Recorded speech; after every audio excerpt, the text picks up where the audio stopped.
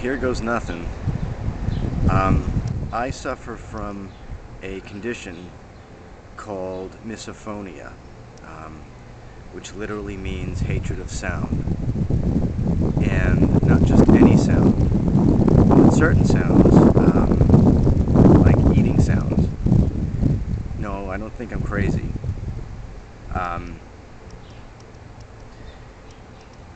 I've been suffering with this for about 31 years. I'm 38 now, so most of my life. And it's come to rule my life.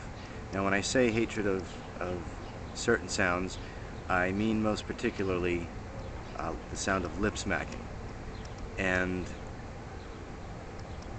if you're watching this, you might say, I don't like that sound either, but I don't hate it. It's not like that. It's much, much worse. When I hear that sound, it makes me so angry that even I don't think about it. I don't think about killing the person, but the level of anger that I feel is that high. I was on a train recently. I live in New York City. I was on the subway and it was jam-packed, and so I couldn't move. None of us could move. And there was a woman standing so close to me that her face was probably 2 feet from mine. And she just kept smacking her lips incessantly. She wasn't eating anything. She just kept like that. If I do it myself, it's not so bad. Of course, I wouldn't want to keep doing it. But she wouldn't stop. Just every few seconds she'd do it. And I was holding a pen because I was doing a crossword. And I wanted to take the pen. I started fantasizing about taking the pen and shoving it through her eyeballs. It's pretty bad. Like I said, 31 years. And until this past weekend, today's August 14th, I thought I was the only one. Or I assumed I was, because I've never met anybody who experiences this too. But I did some internet research. It has a name. It's called misophonia, which literally means hatred of sound, like I said. And that offers some hope. I mean, I wouldn't wish this on, well, maybe bin Laden, but I wouldn't wish this literally on my worst enemy. It's that bad. It's bad. But it is comforting to know that there are other people. And reading on a message board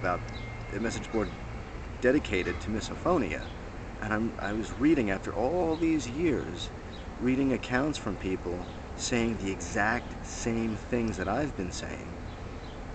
I have to have the remote control right next to me when I watch television, because if somebody smacks their lips, I have to turn the channel immediately.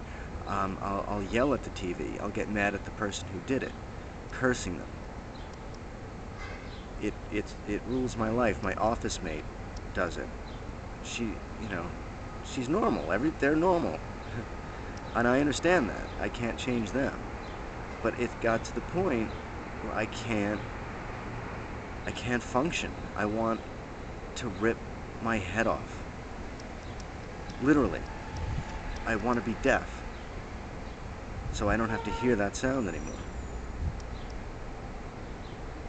I had to take a week off, an emergency week off. I go back tomorrow and I'm dreading it. And I've talked to her about it, but I didn't say she makes the sounds. There's somebody who comes in the office she talks to who makes it, so she's aware of it. But she doesn't know. I mean, she doesn't realize she's doing it. Nobody does.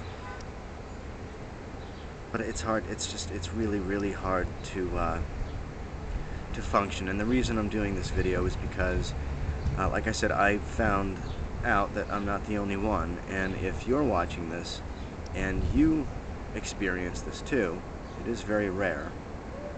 You're not the only one.